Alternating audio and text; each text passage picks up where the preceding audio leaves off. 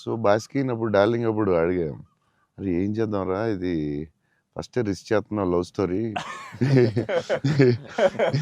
ఇది ఆడాలి ఎలాగైనా కానీ కర్ణాకర్ గారు కాన్ఫిడెన్స్ కానీ నేను ఛత్రపతి లవ్ స్టోరీ చేస్తే చూస్తారు లేదా టెన్షన్ ఉంది.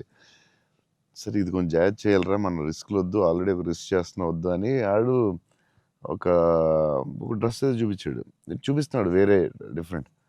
ఈ లూజ్ డ్రెస్ ఏంట్రా బాగుంది అన్నాను.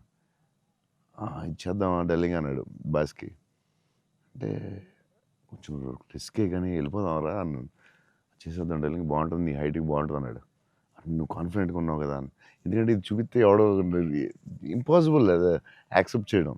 కరుణాకరన్ గారు సూపర్ కానీ బట్ నార్మల్గా ఎనీ ఫిలిం మన ఒక డైరెక్టర్కి వెళ్ళి లూజ్ డ్రెస్లు నేను వేస్తానంటే ఇదేంటి మీరు టైట్ వేయాలి మీరు ఇలా ఉండాలి అంటారు కదా బేసిక్లీ.